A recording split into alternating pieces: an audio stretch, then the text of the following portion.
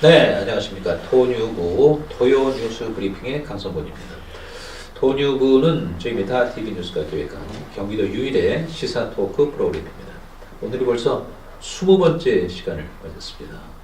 애청자 여러분, 또 도민 여러분, 뜨거운 관심과 성원에 다시 한번 감사드립니다. 아울러 주저없이 구독, 좋아요 눌러주시면 감사하겠습니다. 오늘이 20번째 시간입니다. 그동안 쉼 없이 달려왔습니다. 오늘은 저희 토뉴브의 단골편을 3분을 모두 한자리에 모셨습니다. 먼저 전 경기일보 편집국장이십니다. 박흥석 국장이 자리하셨습니다. 안녕하세요. 박흥석입니다. 그리고 경기도에서 환경국장과 경제실장을 여기 모셨습니다. 박심한 실장님 나오셨습니다. 안녕하세요. 그리고 스마트 도시문화연구소 김세현 박사님도 자리하셨습니다. 네, 안녕하세요. 김세현입니다. 오늘 첫 번째 주제입니다. 이 촉법 소년 연령 하향 문제가 뜨겁습니다. 촉법 소년 연령 14세에서 13세로 뜨거운 찬반 논쟁 첫 번째 주제로 잡아보겠습니다. 박정희 촉법 소년 연령을 이제 14세에서 13세로 낮추겠다. 이 배경하고 필요성은 뭘로 보세요? 이게 뭐 70년 전에 법이 만들어졌다고 그러는데요. 70년 전에 예를 들면 중학생하고 지금 중학생은 사실은 뭐 신체적으로나 정서적으로 너무나 큰 괴리감이 있죠. 그리고 지금 이제 이 여러 가지 콘텐츠들이 뭐 이 SNS나 유튜브나 뭐 이런 걸 통해서 이렇게 하다 보니까 아이들의 폭력성이 상당히 증가되는 추세죠. 그래서 실질적으로 통계에서도 나와 있듯이 이런 어린 이 청소년들의 강력 범죄가 상당히 늘어나고 있는 추세고 그러니까 자, 이참에 이런 이 변화, 사회적 변화, 신체적 변화, 정서적 변화, 그 다음에 어떤 이러한 변화를 담아내는 이런 법 개정을 통해서 우리 사회를 좀 더 좀 안전한 사회로 이끌어 가보자. 뭐 이런 게 취지가 아닌가 이렇게 생각이 되네요. 한동훈 법무장관이 아주 세게 드라이브를 거는 것 같아요. 또 윤석열 대통령이 지난 대선 공약 때 14세에서 오히려 12세까지 낮추겠다 이런 얘기도 있고 어떻게 보세요? 뭐 충분히 논의가 가능하다고 봅니다. 왜냐하면 외국의 사례들을 쭉 보면 축법 소년의 연령이 굉장히 뭐 7살부터 18살까지 있더라고요. 외국의 사례들을 쭉 보니까 우리나라는 그 중간쯤에 있는 지금 14세로 하고 있는데 이게 이제 사회적 합의가 우선 필요한 거지 않습니까? 그 과정에서 지금 여러 가지 논쟁이 일어나고 있는 것이죠. 그래서 이제 뭐 우리 패널분들과 함께 그 논쟁이 뭔지 이렇게 짚어보면 시청자들도 좀 가늠해 볼 수 있는 계기가 되지 않을까 이렇게 생각이 되네요. 국장님은 찬성하세요? 반대하세요? 저는 찬성합니다. 왜 그렇죠? 말씀드렸듯이 예전 중학교 1학년을 한번 볼까요? 예전에 중학교 1학년하고 지금 중학교 1학년은 뭐 그야말로 하늘이 천지가 개벽한 이런 변화를 보이고 있죠. 그리고 예를 들어서 이걸 낮춘다고 그래가지고 이제 뭐 이 반대론자들은 이거 뭐 처벌을 강화하는 게 범죄를 예방한다는 뭐 근거가 있냐 이렇게 얘기들을 많이 하지 않습니까? 실질적으로. 그러나 이 처벌을 강화한다는 이런 개념보다는 이런 가이드라인을 주고 이 처벌하는 건 누굽니까? 나중에 판사지 않습니까? 판사. 그 판사가 그런 여러 가지들을 감안해서 그 판결을 내리면 되는 거니까 제가 보기엔 뭐 큰 문제가 없다고 저는 이렇게 보고 있습니다. 네. 하긴 요즘에 좀 소년들이 좀 영악해져가지고 이 연령을 13세면 이제 처벌을 안 받으니까 이걸 악용한다 뭐 이런 측면도 있더라고요. 그런데 이제 또 반면 너무 이 가혹한 형벌주의로 가는 게 아니냐. 교육, 교과가 더 중요한 거 아니냐. 이런 반대 의견도 있는데 박신환 실장님 의견은 어떻습니까? 글쎄요, 이제 국민들 여론조사 결과를 보면 한동훈 장관이 작년 10월에 검토를 발표했을 때 약 80% 정도의 찬성, 그 쪽법소년 대상 연령을 한 살 낮추는 것을 이제 찬성하는 여론이 80%가 넘었죠. 그리고 국민권익위에서의 여론조사도 95%의 찬성률을 보였습니다. 그만큼 국민들의 여론은 일단 하향하는 것에 찬성하는 그런 분위기입니다만 반대 그 여론도 논리도 반대 논리도 그 우리가 경청해 볼 필요는 있다 그런 생각이 듭니다. 그 궁극적으로 13세에 이제 그 범죄 그 건수가 증가하고 또 말씀하셨던 것처럼 그 70년 전에 14세 중학교 1, 2학년과 지금의 1, 2학년들은 사회 환경, 경제 환경 많이 이제 바뀌었다라는 그런 측면도 사실 또 무시할 수 없지만 여전히 이 중학생이면 무언가 이제 그 배우고 사회를 배우고 사회 규범을 배워 나가야 되는 그런 연령대이다라는 주장이 있습니다. 그 좀 찬반론을 놓고 소모적 논쟁을 하기보다는 그 연령을 낮췄을 때 그리고 그 아이들이 이제 소년원이나 이런 데 가서 생활을 할 때 범죄를 거기서 오히려 배워 나오는 뭐 그런 문제들, 그 다음에 소년원의 과밀화 문제 등등 그 또 이제 교화와 교육이 목적이니까 과연 교화와 교육 프로그램은 충분히 있는지 등등을 좀 종합적으로 좀 토론하고 해서 낮추는 문제에 대한 결정을 한번 해보면 어떨까라는 생각이 듭니다. 그러니까 절차와 어떤 그 제도의 미비점에 대한 보완이라는 대안을 충분히 마련한 다음에 그것까지 포함해서 이제 논의를 통해서 뭐 결정을 하면 좋지 않을까라는 생각을 합니다. 네. 한동훈 법무부 장관이 이제 이걸 법제화하겠다 하면서 내놓은 주장 가운데 국민들 여론을 찬성적으로 움직인 그 멘트가 흉악범으로부터 국민을 보호하겠다. 이 대목 같아요.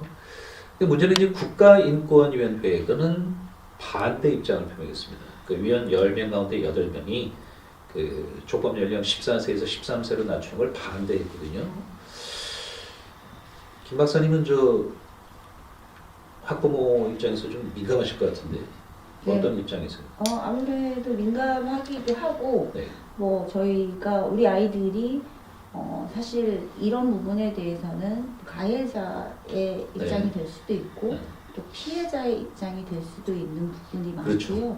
네. 특히나 이 촉법소년 관련으로는 이 범죄 유형이 정말로 이게 청소년들이 하는 범죄가 아니야라는 생각이 들 정도로 유형이 다양하더라고요. 네. 살인이라든지 강도라든지 네. 강간이나 뭐 추행이라든지 방화, 절도, 폭력 그 외의 것도 굉장히 다양한데 네. 이 범죄 유형이 이 정도로 다양하다 보니까 네. 이것들을 과연 청소년들이 했다라고 해서 일정 부분 나이가 아직 안 됐다라고 해서 그냥 넘어갈 부분은 정말 아니라는 부분도 같이 생각을 하는 부분이고요. 네. 또 뭐 보시다시피 사실 강도범하고 절도범하고 같이 범죄는 저질렀지만 네. 범죄의 형태는 너무나 다른 거잖아요. 사람 생명을 가한 거하고 그냥 단순히 절도를 한 부분하고 이 처벌 수위를 차라리 좀 세분화해가지고 세분화된 처벌 수위를 가지고 촉법소년을 가지고 좀 뭔가가 이 수위를 좀 정했으면 좋겠다라는 생각도 좀 들고요. 네. 어쨌든 이번에 이제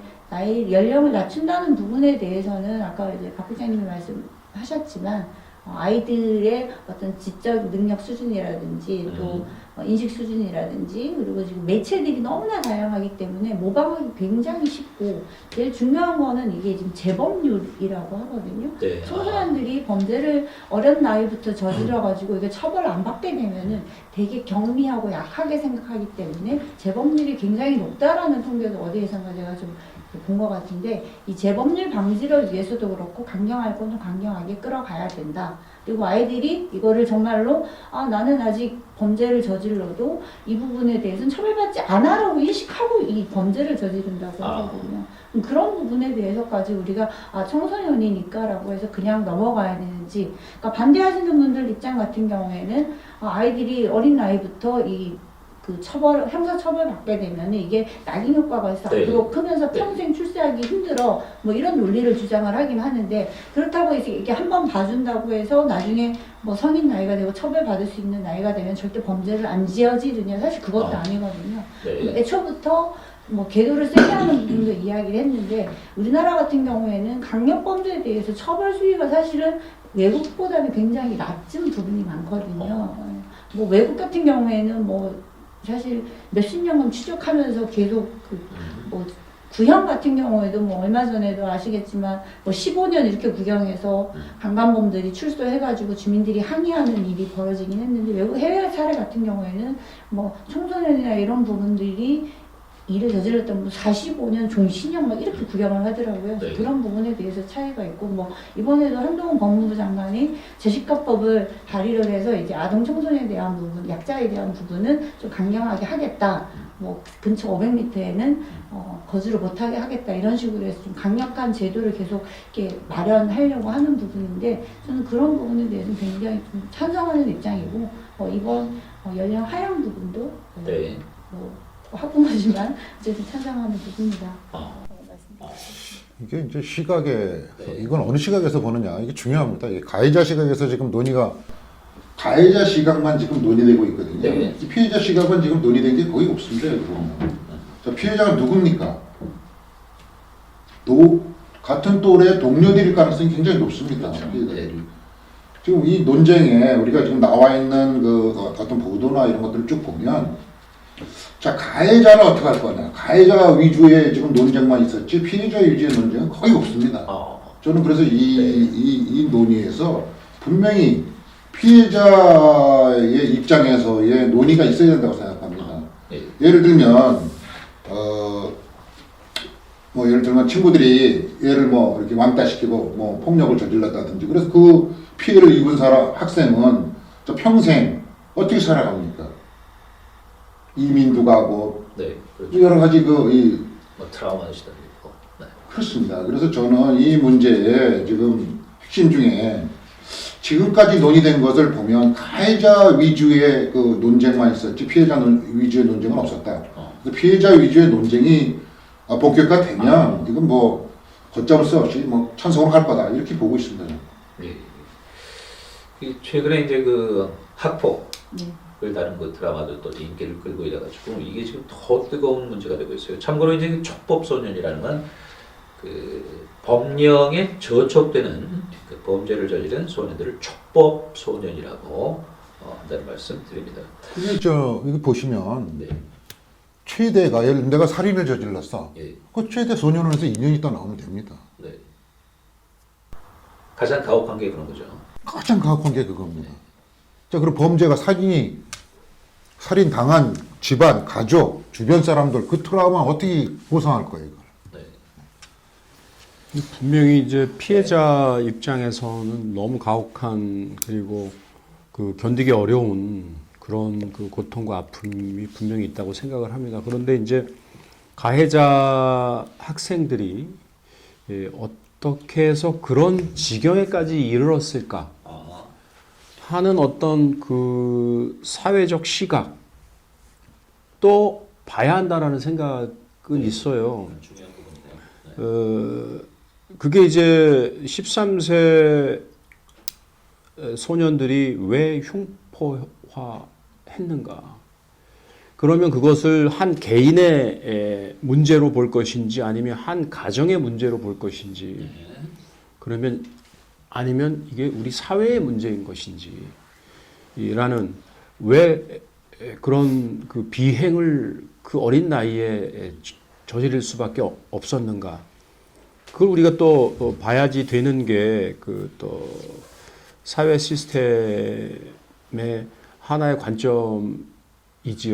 저는 그거에 대해서 반대인데요. 그것은 판사가 판사가 그런 걸 고려하면 됩니다. 판결할 때. 그래서 판사가 예를 들면 이 친구가 이러이러한 어려움에 이게 참 우발적으로 이렇게 했다. 그럼 보호 처분하면 되는 거거든요. 그럼 이거 죄질이 아주 나쁘다. 그럼 강력범죄로 처벌하고.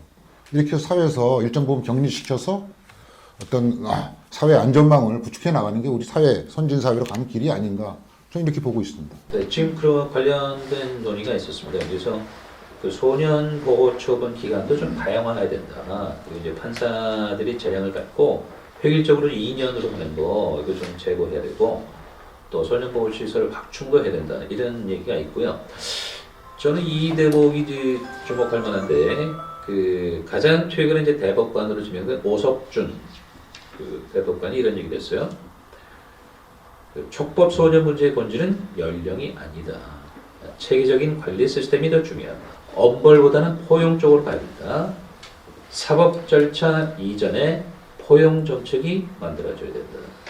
이게 포용론에 좀 힘을 실었거든요. 포용 중요하죠. 중요한데 그거를 악용을 하기 때문에 지금 이런 사태가 네. 벌어진 건데 그렇다고 해서 마냥 포용만 할 수도 없는 입장인 것 같고요. 앞서는 이제 박 부장님 말씀하셨다시피 그 포용하고 할 거는 나중에 형사심판대에 올라가서 판사가 판결을 하는 거고 나머지 부분은 공정하게 일정기로 이루어져야 된다. 제일 쟁점은 그거 같아요. 이 법을 촉법소년법을 가지고 학생들이 먼저 인식을 해갖고 범죄할 때 그거를 무기로 사용을 하는데 이것까지 계속 그냥 묵인할 것이냐, 네. 짚어 넘어갈 것이냐 이게 아닌가라는 생각이 들거든요. 네, 연령 하향에 찬성하는 쪽에 그 멘트 좀 있는 게 있어요. 중학교를 가면 사고 치지 않아야 되겠다. 이런 생각이 들도록 마지노선을 13세로 해야 된다. 여기도 선택이. 뭐 그 부분도 일정 부분 이해할 수 있는데 우리나라에서 아이들이 뭐 사춘기가 딱 접어드는 네, 시기가 요즘은 좀 빨라져갖고 초5부터 사춘기가 오긴 하더라고요. 그 초5부터 한동안은 중2가 제일 무섭다고 할 정도로 그러니까 통제가 안 되고 자기 주장이 강하고 모든 게 자기 합리화를 잘하기 네. 때문에 우리가 중2가 무섭다고 하는데 최근에는 그게 중1로 좀 내려온 것 같고 네. 또 일부는 아이들이 워낙 이 성숙 단계가 빠르기 때문에 초등학교까지 넘어왔다라는 얘기도 하거든요. 그래서 초등학교에도 선생님들이 이제 나이가 들수록 힘들어진다라는 이야기를 해요. 우리가 보기에는 중학교 선생님이 봤을 때 중1은 정말 핵병아리지만 초등학교 교사 입장에서 초등학생 아이들을 1학년부터 6학년까지 단계를 나눴을 때 6학년은 굉장히 무섭고 위험한 애들일 수도 있겠다라는 생각이 들고 그렇다 그러면 당연히 얘들이 새로운 각오로 뭐 중학교 가면은 뭐든지 해가 바뀌거나 뭔가 환경이 바뀌게 되면 각오라는 걸 하잖아요. 네. 제가 올해는 뭘 해야 되겠다 이런 각오를 하는데 저는 그 부분들 일정 부분 중학교 가면 내가 정말 성실하게 뭔가 잘 해보고 뭐 좋은 고등학교 좋은 대학교에 가려고 노력해야 되겠다 이런 네. 생각을 더 갖게 해줄 수 있는 동기부여라고 하죠. 동기부여 차원에서도 일정 부분 괜찮다라고 생각을 하는 입장입니다. 아까 실장님 말씀 저 중간에 끊겼는데 더 하시고 싶은 말씀 있어요? 박 부장님이 브레이크 오셨잖아요. 아니 그러니까 두 분의 논리의 사실은 그 취약점은 뭐냐면 네. 그렇게 한다고 해서 그러면 그 우리가 범죄율을 낮출 수 있느냐? 아니 그러니까 사건이 결과주의적인 그 처벌 중심으로 가는 거거든요. 결과 중심으로 예방도 되게 중요하고 교화도 되게 중요하잖아요. 네. 그럼 그런 부분에 대한 대안이 없는 거예요. 13세로 낮추면 그럼 13세에 이제 사건이 계속 높아지면 12세, 12세 계속 높아지면 11세. 대안이 없는 논쟁이거든요, 이게. 그래서 제가 소모적 논쟁일 수 있다. 찬반론으로 너무 나눠서 이야기하는 것은. 이렇게 얘기하는 건데, 그렇게 그 학생을 또 봐야지 되는 거죠. 우리 사회에서 왜 저런 학생들이 발생을 했고, 왜 저런 가정이 생겼으며, 이것은 우리 사회가 어떻게 치유할 수 없는 것인가. 이런 고민이 없으면 안 된다는 것이죠. 그래서 이 예방 효과 측면과 우리가 하나의 공동체로서 낙인 효과, 저 사람들은 안 돼! 라는 어떤 분리, 낙인 효과로 사회가 간다면 사회 통합에 또 문제가 있을 수 있죠. 그래서 좀 그런 부분까지 충분히 논의를 할 수밖에 없는 거죠. 이걸 이원론적으로 찬성, 반대 이렇게 토론을 진행하는 것도 사실은 좀 문제다. 이렇게 생각을 합니다. 네. 지금 연장선상에서 국회 입법조사처에서 가장 최근 결과입니다. 지난 1월 21일 발표한 건데 지금 이 촉법 연령 14세에서 13세로 낮추는 것이 지금 찬성 여론을 탄력받고 있었는데 브레이크를 걸었어요.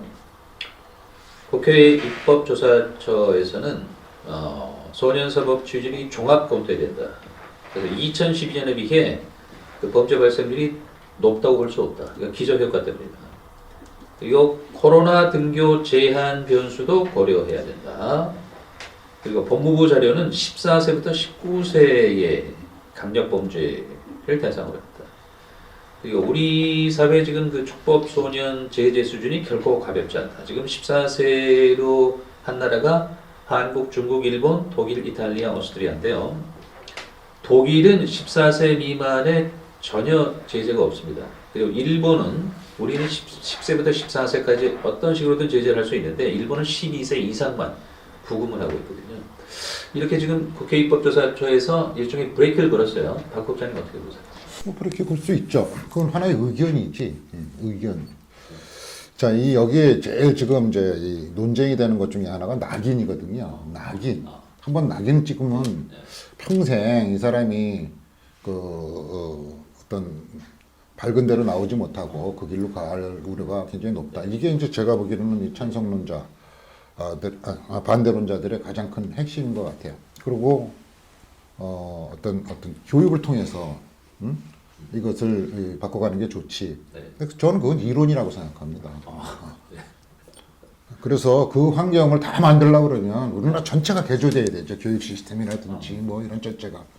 그래서 그것을 다 만들고 나서 이 논쟁을 하자는 것은 백년지기죠, 제가 보기에는. 그건 안 됩니다. 그건 세월이 급변하고 있는 세상에서 그 시스템을 못 따라갈 거라고 저는 생각합니다.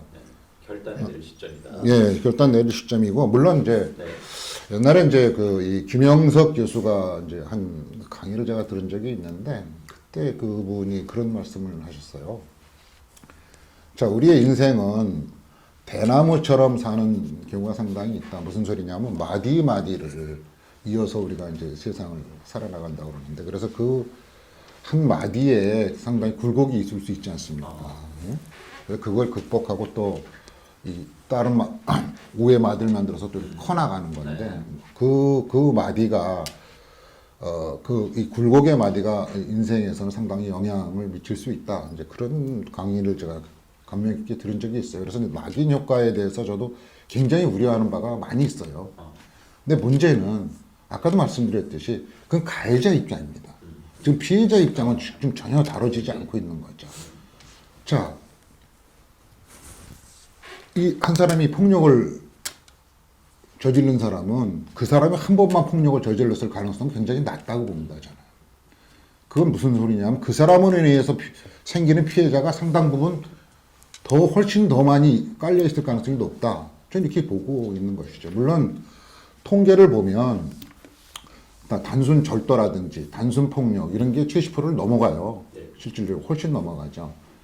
그러니까 자, 이런 부분, 이런 사람들까지 강력범죄를 저질른 소년범들이랑 같이 집어넣어서 뭐 어떤 기자가 상당히 적절한 표현을 썼더라고. 황소개구리라고. 그러면 아까 말씀드렸듯이 같은 이 소년원 내에서 자, 단순 범죄 저질러서 뭐 장발장도 아니고 그렇게 해서 했던 사람들이 좀 더 모방 범죄를 그 안에서 실질적인 모방 범죄를 배울 수도 있고 또 위화감을 느낄 수도 있고, 그래서 아까 우리 박신환 실장 얘기하신 것처럼 그 소년원의 분류 시스템도 많이 바꿔야죠. 그래서 뭐 예를 들면 뭐 그 종류별로 이렇게 뭐 바꿔야 되고, 그래서 우리가 이제 사회적으로 마련해야 될 것들이 상당히 있어요. 그 논의는 그 논의대로 계속 이어가고, 그 다음에 이제 그 어떤 또 다른 피해자들의 트라우마, 피해자들의 그 아픔, 피해자들의 인생 굴곡 이런 걸 조금이라도 막기 위해서는 이 법이 저는 뭐 빠르게 될수록 더 좋다 이렇게 봅니다. 피해자 시각을 잊지 말아야 된다. 네, 끝으로 뭐 박사님 보태실 말씀 있으시면 하시죠. 아니 뭐 사실 이 연령 한 살 낮춘다는 게 네. 그렇게 사회적으로 문제가 될 부분은 아닌 것 같고요. 현재 시점에 따라서, 현 상황에 따라서 제도 정비하는 차원이다라고 보면 될 텐데, 네. 이걸 너무 가시화시키는 게 아니라는 생각도 사실 들거든요. 이게 네. 처벌을 강화하자는 게 아니라 범죄율을 줄이자는 취지인데, 오히려 그걸 악용하는 사례가 있다면 악용하는 사례를 막을 대안을 해서 제도를 정비하는 차원이다라고 이해를 하면 쉽게 좀 갈 수 있을 텐데, 이거를 가지고 한 살 가지고 그 연령대가 범죄가 많으니까 더 세게 해야 되라는 차원은 아니었던 것 같아요. 네. 어쨌든 학생들, 아이들이 내가 범죄를 저지르면 최소한 처벌을 받을 수 있기 때문에 조심해야 되는구나라는 어떤 인식 개선 차원으로 제도를 정비하는 거다. 네. 뭐 이런 논리로 접근을 한다면 이렇게 뭐 굳이 반대할 이유도 없고, 이게 죄를 지으면 사실 처벌을 받아야 되는 거는 누구나 당연한 거거든요. 예. 근데 그걸 가지고 연령대 가지고 탁 커트라인 잘라갖고 뭔가 이게 정말 이렇게 인식 수준 혼자서 뭔가 할 수 없거나 본인이 판단력이 흐리거나 이럴 경우에는 우리가 네. 성인 범죄 같은 경우에도 뭐 이렇게 심신미약이라든지 여러 가지 뭐 정신질환이라든지 이런 거 갖고 사실 죄를 면해주기도 하잖아요. 그런 차원이랑 사실 결부를 시킨다면 그닥 이게 크게 이슈가 돼야 될 일이 없다라는 네. 생각이 생각이 들고, 제도 정비 차원으로 가지고 간다면은 저는 말씀드린 것처럼 찬성하는 입장이다. 알겠습니다. 마지막으로 네. 우리가 호통 판사라고 알려진 분 있죠. 네, 네. 천종호 부장판사가 상황도 이 부분과 관련해서 하신 그 말씀이 저는 정답이라고 생각을 해요.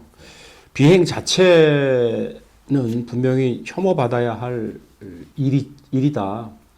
그렇지만 왜 그런 비행에 이르게 되었는지 그 실상을 보고 근원적인 해결책을 모색할 필요가 있다라고 그 현장에서 많은 촉법 소년들을 보고 그 재판을 했던 판사가 이야기를 했거든요.